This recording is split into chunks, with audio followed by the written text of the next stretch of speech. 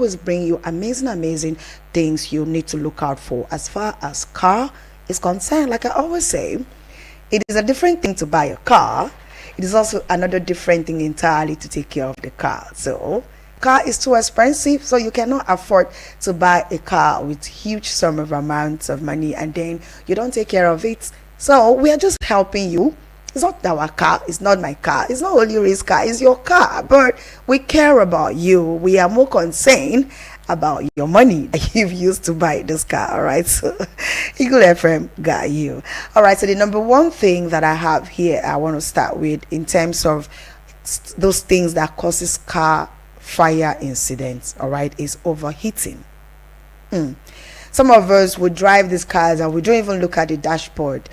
I mean, the world is changing. We're now in a more of a technology era where you drive cars. Some cars do, not all cars.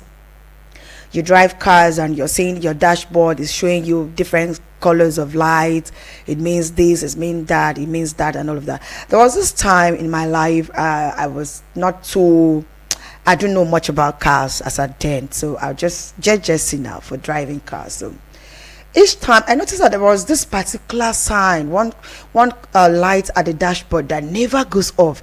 No matter what I do, that light is just there beeping and all of that. So I had to go to a mechanic and they checked and they said it's the brake pad.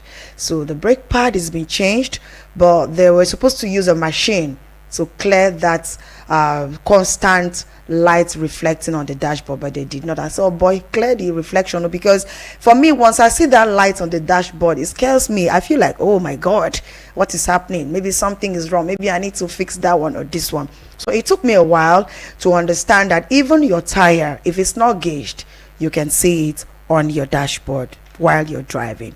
All right, so the first thing I have here that causes fire incident in a car is overheating. Yes, engine overheating. So engine overheating is a normal occurrence, all right, that happens among older cars, especially if the owner neglects its maintenance. Yes, so overheating is one of the things that causes car fire incidents. Cars can overheat for a number of reasons, although, typically it occurs as a result of fault in the coolant system. Regular maintenance, can really help to take care of that. So overheating engines, an engine that overheats is an implication of a car to catch on fire.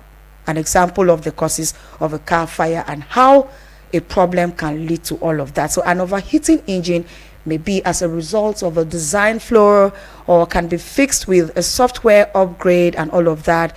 For instance, a lot happens as far as car is concerned. Sometimes when you buy a car that is not from your environment, like for instance, we're in Nigeria and your car is not a Nigerian used car, kind of, there might be some little settings that need to be done, of course, professionally, so that you don't run into all of that. Because sometimes when you don't do that, this car will overheat and you tend to look for the problem, the causes of that. You seem not to see anything wrong with the car, but yet your car is doing overheating. Do you understand? So that is why there is need for you, once you buy a car, always take it to the mechanics. Of course, like I always say, every person have paramedic that deals with one or two issues as far as that environment, that area.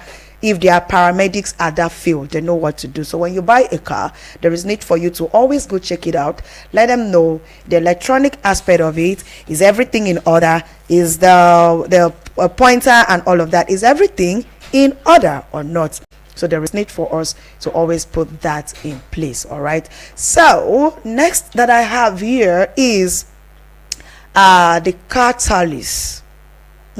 Yes, catalysis. All right, catalysis is the increase in rate of chemical reaction due to an added substance known as catalyst. Yes, catalysts are not consumed by the reaction and remain unchanged after it. So also catalysts can also cause this overheating. There are some cars that when you take them to the mechanics and you don't check properly, sometimes they do away with your catalyst. It can also cause your car to do overheating. So catalyst converters can be magnets for road debris, which can burn the converter. Yes, the converter's heat.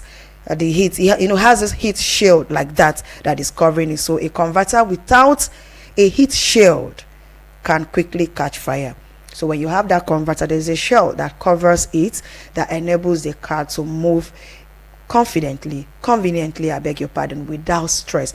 So overheating catalytic converters, exhaust system, that is it, all right, can emit a lot of heat, which they can also work too hard to burn off exhaust pollutants. Hence this one is not as frequent as it's supposed to be. So sometimes overheated catalytic converters, excessive heat generated by the catalytic converter itself, can also cause a fire havoc. So there is need for you to always check out all those things. So let's take a look at another thing I have here, which is accidents. Of course, not every automobile accident will result in a fire, right? But some may, especially if fluid spills from the vehicle. A single spark of that can cause fire incident. So especially when the car have the accident that is really, really tough, like this kind of hot heating, you know what I'm talking about. So the impact of a car crash, even one that seems minor, of course, could be the cause of a vehicle fire. While cars are designed to withstand a crash anyways, all right, they are designed to withstand a crash, but that doesn't save it 100%, because it depends on the speed. It depends on the, how do I put it now, it depends on the weights of the accident. All right, so car accidents also, most vehicles today are equipped with a crush zone that protects important vehicle interiors, such as fuel tanks, car engines, batteries, etc. So they always come with this protection that protects those areas. So when you have that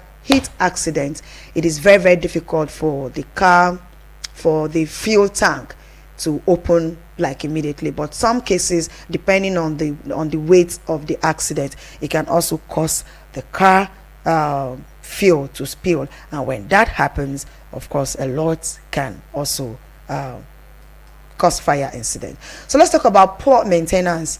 When we talk from the beginning, I made mention of poor maintenance, but I didn't go in depth. So poor maintenance, all right, the most frequent human cause of a car catching fire is poor vehicle maintenance.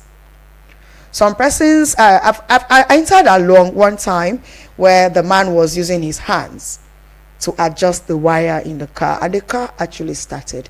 That can also cause car fire incident, because you don't know, there are some points that probably there's going to be a day where you will touch that wire, the wire will not respond, because you need that wire to disconnect or something, I don't know. Sometimes you just have to plan ahead of most of these unforeseen circumstances, because you can never plan for bad things to happen. It just always find its own way to take course in our lives, and we can stop those limitations from coming through. All right, so poor maintenance, of course. If you don't keep up with your car's maintenance, your car is generally at a higher risk, not just for fire alone, but more prone to danger as far as you are using it on the road every day. So neglecting or forgetting to take care of your vehicle can increase the viciousness of fire. If you let broken parts, leaking seals, and all of that, the tank, some persons even to replace their tank cover is problem.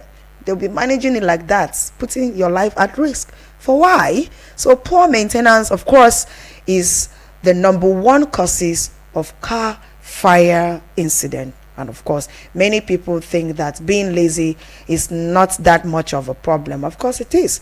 When you're lazy to attend to issues that concern your life, for me, I feel like if you cannot take care of this car maintenance, then there is no need for you to even drive it out. So why would you drive it out when you cannot take care of it? So if you know that you must use this car every day, then there is need for you to always take care of the car, maintain the car, to make sure that everything is in order before you pull it out, so that you don't endanger your life and the lives of others who are driving beside you. So also, electric power system. An electric power system is a network of electrical components deployed to supply, transfer, and use electric power inside the vehicle. So an example of a power system is the electrical grid that provides power to homes and industry within an extended area and all of that. So, and every car, electrical system failures are very common cause of a car fire incident. Yes,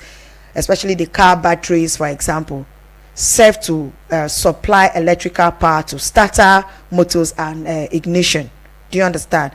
So electrical system failures, any sort of failure in the electrical system, can cause a driver to lose control of their car and be involved in probably a collision that might cause fire incidents. So there is need for you to always make sure that failures of the electrical system failures cause car fires, of course, and they are the second most prevalent cause of fire of vehicle incidents. Let me use that word, of vehicle incidents, especially when the electrical system of it, the box, that car, it has this particular box where everything concerning the car electronics, the day I got to find out about that small box, I was like, so this is the real box that drives this car. Yes, because that electrical component in the car produces the electrical system or electrical magnetic ignitions that works with the battery. So that is why some issues in the battery, when you enter the car and you on the car, it doesn't come up because there is no synergy between them. So there is always need for you to always check your electrical power system in the car. That way you will know what is happening, how it's happening, and all of that. Some persons feel like, oh, I will do it. My problem is that as far as Nigeria is concerned, we too they do procrastination. We too they say tomorrow. Something that concerns your life, you're saying tomorrow. Why not fix it now? Why tomorrow? So also fuel leaks. Leaking fuel system, of course, usually cited as the most common causes for cars to start fire. Leaks in the fuel system are dangerous. A car accident or poor maintenance. Fuel system leaks. We now discuss about one of the most common causes of vehicle fires. So fuel leaks is one of the system, and there are numerous factors, of course. So leaks in the fuel system, gasoline leaks, are something you prefer to have to deal with. So gas and diesel are highly, susceptible and can easily catch fire once there is a leakage from there, and especially fuel, diesel, and all those things are all highly inflammatory. They are all highly inflammatory. So you don't just use them and just be nonchalant about taking care of them. So once you notice that your car is leaking your fuel, you'll notice that fuel is coming out, there is need for you to immediately do something about it. That way you will cop the issue of your car catching fire most times. All right, so let's talk about damage wiring or hoses. Smoke or sweet coolant scent, damage wiring or hoses. Note, while these are the most common telltales of an impending car fire, not all of them will. However, an impact during an accident or electrical failure may cause a spark that could ignite a fire if any of the fluids leak from a crack or broken hoses. So while some car fires are caused by collisions, they are also more often caused by problems with a vehicle electrical wiring system. So you understand. So often vehicles fire result from mechanical failures or malfunctions and electrical failures, such as electrical wiring and fuel system. So there is need for you to always take a look and know what is happening in your car. So when you come in the morning, I remember those days when my dad would tell you, go and wash the car. When you finish washing the car, he will now ask you, before you started washing the car, did you check beneath the car, and I'll be like, no. He said, you're supposed to check beneath the car. I said, check for what? He said, you're supposed to check if there's any liquid on the floor, if there's anything on the floor, maybe a leakage and all of that. That way he will now know what is happening, whether it is water that is leaking or is something that needs immediate attention and all of that. So it's now that I've become an adult and I get to understand that those things were only making me understand that before you wake up in the morning to on your car, even warm the car as we usually call it, right, there is need for you to always check beneath the car if there is some dropping on the floor, oily dropping or water dropping. That way you can now trace where exactly that dropping is coming from. If it's from the fuel tank, or if it's from a particular pipe, if it's from any of the oil, ATF, whichever area that is coming from, you can be able to ascertain what is happening and how to go about it immediately, so that you don't let it linger for too long and cause fatal problem for you. All right, so mechanical failure is also one of the things I want us to look at. All right, so mechanical and electrical failures are also common causes of car fire incidents. Yes, a mechanical failure could be anything from a dragging tailpipe to a leaking fuel line, factors contributing to car fires. All right, so mechanical failure, a car is equipped with a mechanical component which produce heat due to friction. So there is need for you to also check before you leave the mechanic workshop. Always check your dashboard. If you're beginning to see some things appear, some write-up on your dashboard that weren't there before you brought the car, there is need for you to call their attention immediately. There was a story of a man a few years back that went to pick his car from the mechanic, and driving this car, the car caught fire here in Abuja a few years ago. I can't remember what exactly, but as at that time I was still, so that was what happened. And the guy jumped out from the car. Some other persons came, started helping him with fire extinguisher and all of that. But the only thing I could hear the man say is, I just picked her from mechanical. I just picked this car from mechanical. But definitely there was something he did not check. So when you pick this car from mechanics, there is need for you to always on the car in their presence, even when they had told you everything is okay, you can go with your car is fine. No, on the car right there and there. If possible, drive the car to some distance and let one of the mechanic persons enter the car with you, so that if you're noticing anything, any sound that you're not convenient, that you're not comfortable with, all right, you let them attend to it immediately, so that you don't take this car and drive away ignorantly and then it causes a bigger problem for you. For there is need for you to always check your car and make sure that the electrical aspect of it is in order, and of course your fuel tank, the cover of the fuel tank is in order before you move.